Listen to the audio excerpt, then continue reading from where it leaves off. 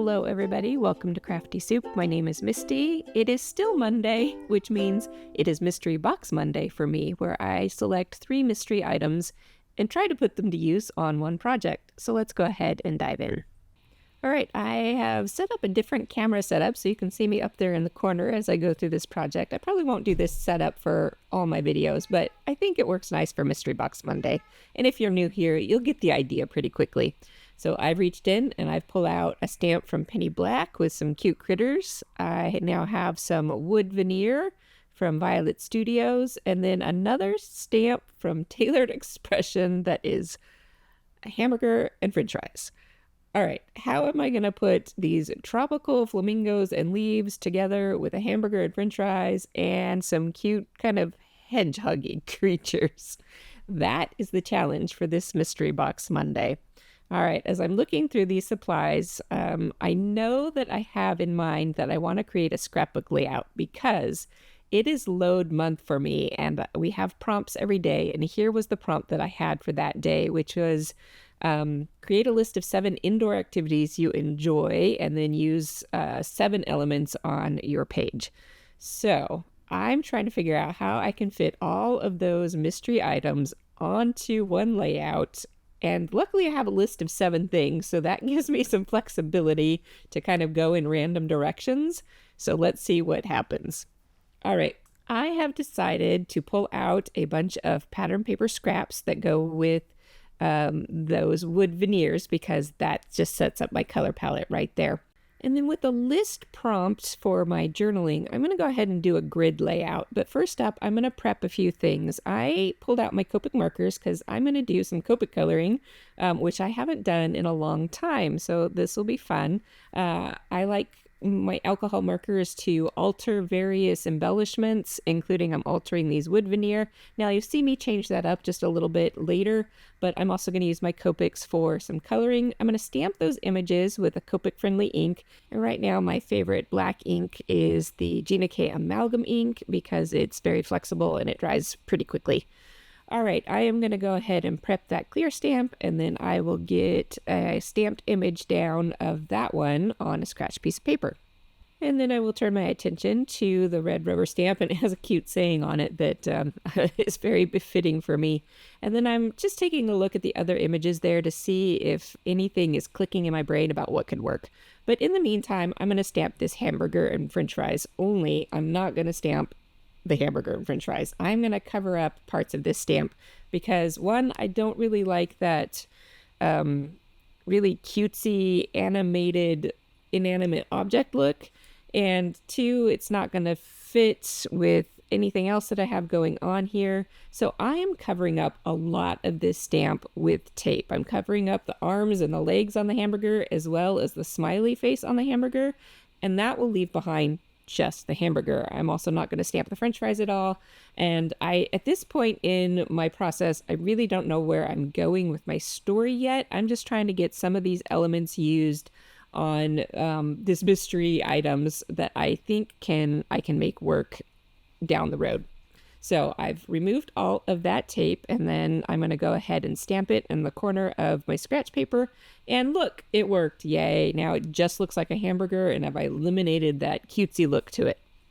So that works much better for me. And as off camera, I went ahead and cut down a lot of those pattern papers into grid blocks because, like I said, I'm going to do a grid layout. And one tip that I use when I'm doing grid layouts is I will use the scoring blade on my trimmer to block out my background pattern paper into the appropriate shapes. And now, especially with this pattern paper, it's pretty subtle, so you can't see it, but I can feel it, and that will help me line everything up. And now it's time to move to my Copic coloring. So I've pulled out just a few selections of markers in a range of colors, and I want to show you some tips on how, if you're interested in doing this style of coloring, how you can make your colors go even farther. So this is my brown marker, which is an E33, and this is a great marker for doing a lot of skin tones and just various brown things. You see, I will color my mouse with it. And here's how I stretch my colors. I have the colorless blending marker, which is basically just the alcohol portion of alcohol markers without the color portion. So here's one technique where I touch the tip of that marker, of the clear marker, to the tip of the brown marker. It will transfer a little bit of color, and then I can apply that color. Now, this is the way that you can get the lightest tone of that exact same marker. And you can see that I'm filling in a bit of the space on my hamburger bun. So I have one marker here, and I now have two different colors of brown going on. I switched back to my brown, and you saw me earlier, I outlined kind of all of the lines on the stamped images, and then I started blending things in. So I went back and did a little bit more outlining because that colorless blender pushes color away. So as I'm adding that kind of lighter tone with the colorless blender, it's going to start pushing the color a little bit, and I can go in and add layers of color. So here's the second way that I add layers of color. I will scribble the original colored marker onto a plastic surface, and then I can pick up more of that color with the colorless blender. So this gives you a third tone of color. So when you do tip to tip, you get the lightest color. When you do use the colorless blender to pick up leftover ink from a palette, you get a mid-tone color. And then when you use the marker directly, you get the darkest color. So I have got one marker to give me three colors. If you've ever seen any Copic tutorials, they often use 2 to 3 different colored markers to do their blending and shading, but this tip, you don't have to do that. All right, I am going to go ahead and continue coloring in my hamburger bun, and then I will show you one more technique for getting yet another color out of that exact same marker. All right, so I've done some things off camera, and I have worked on my mice, and I've done that same technique with the tip to tip on the mice. I did outline the mice with the solid marker, and then I used the tip to tip to fill in the bodies of the mice. And here I am using some various greens, and I'm just flicking those greens up the grass to get that grass to be filled in. Now notice the hamburger has a dark middle part to kind of the meat of the hamburger, and I'll talk about that a little bit more later.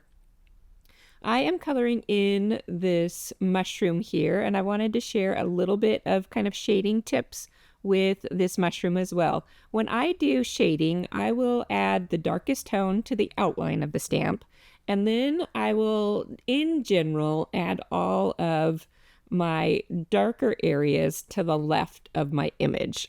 So let me show you what I mean here. So I've got my little mushroom, and I colored it yellow, and now I'm adding that same brown on the top of the mushroom stem to the left side. And I tap it out with a little bit more yellow, and now you can kind of see that shadow to the mushroom stem. I'm also going to add the darkest color of these little hearts with my pink to the left side of the hearts, and I'm even doing those teeny tiny hearts above the little mouse. And now I'm going to do the pickup color tip with my blender pen, and I'm going to do the lighter color on the right hand side. So that creates that shadowed effect that gives images a little bit of depth and dimension, and you don't need a gazillion markers. In fact, you can pick, the Roy G. Biv rainbow of markers and the colorless blender, and then you can have a lot of colors in your palette. Now, notice what I do with my colorless blender here. I have scribbled it off on a scratch piece of paper, and that resets your blender for using with your next color. So it won't damage it to do this color pickup method. All right, so here is the final coloring tip that I have for you on this hamburger. I am adding another layer of color over that meat. I've added probably 4 or 5 layers of that same E33 brown color over the hamburger, and you can see how much darker it is now than the hamburger bun. So I've gone from a very dark black to a super light tan using just one single marker and my colorless blender. All right, I hope that inspires you to know that Copic coloring doesn't have to be super complicated, and you can start with just a small selection of colors of markers and be able to stretch those supplies even bigger. I'm planning a little bit of a alcohol ink marker and ink video later, so as I'm doing these videos, I want to share those tips so that I can refer back to them as well. All right, I'm just setting up different areas, and I'm going to use 7 wood veneer for my prompt. Oh, and this is where I go back to altering that watermelon. Because this is a painted wood veneer, and Copic markers aren't perfectly opaque. They have some translucency to them. When I put that green marker over the top of the pink paint, it was turning a little brownish. While it was okay, I didn't like it as much, so just grab a nail file, cheapy disposable nail file, and you can file down wood veneer and any other embellishments you might think of, and get that back down to the base wood, and then use your Copic markers on top of it to get a truer color. Now, wood generally has its own tan color to it, so it won't be identical to the color of the marker, but it'll be better. All right, I have got this little piece here for this mouse that says censored, and at this point I still didn't quite know where I was going with my story prompts for my 7 items, because we're talking about indoor and outdoor, and these little mice are smooching, so my brain is kind of working on that. And this is sometimes how my process goes, is that I just don't know what's going on until I've had enough time to mull it over. All right, I am altering another piece. I'm using one of those flamingos down on that pink piece of paper. So just a couple little embellishments here and there to fill in those colored embellishments. I have left 2 grids of this open for my title, so I went ahead and got that on. And then I put down white cardstock. Either I can add pictures there, or I can fill in the journaling there, depending on how I'm going to go with my list of 7 items. And still at this point, I don't know what that list is going to be. I'm going to incorporate all of those images somehow into my journaling. I think the smooching one was the hardest one for me to incorporate into an indoor versus outdoor activity. I kind of switched up the prompt a little bit to be indoor versus outdoors. And so that little mouse kissing one, I really don't know where I'm going to go with it yet. And so I just keep working. And ideas usually come to me. Not always, but like 95% of the time it will come to me. All right, I'm stamping some of those phrases from the hamburger stamp, and notice I put a piece of tape over that. That does 2 things. It blocks off part of the stamp that I don't want to stamp. It also gives me, because the red rubber stamps you can't see through, it gives me a guideline to make sure that my stamped words are ending up on the card that I'm stamping. All right, as I add a few more embellishments, notice that the stamped words that I use relate to an image next door. And so for the little mouse, I put a you and me stamp. And so I'm going to head in the direction of, telling some kind of story about me and my husband, but I'm not sure yet still. I'm doing just a general journaling here that says some things are inside, some things are outside, and some things could go either way. So that is just a generic journaling that sets the mood for the entire page. Here is a little tip. I had gotten too much black ink on my stamp, and it over smudged, and I'm just correcting that with a white gel pen. Of course, that only works if you're working on white paper, but maybe perhaps another kind of gel pen could cover up mistakes if you've got a stamping mistake. All right, and here is where I'm sitting down to plan my journaling and what all of these things are going to be and how they're going to make up. I did not film any of that because it did take me a while, but in the end, I went with no pictures, all journaling, and each of my little blocks does relate to the imagery next door. And with that little mouse, I ended up telling a story of how my husband and I aren't the public displays of affection type and never have been.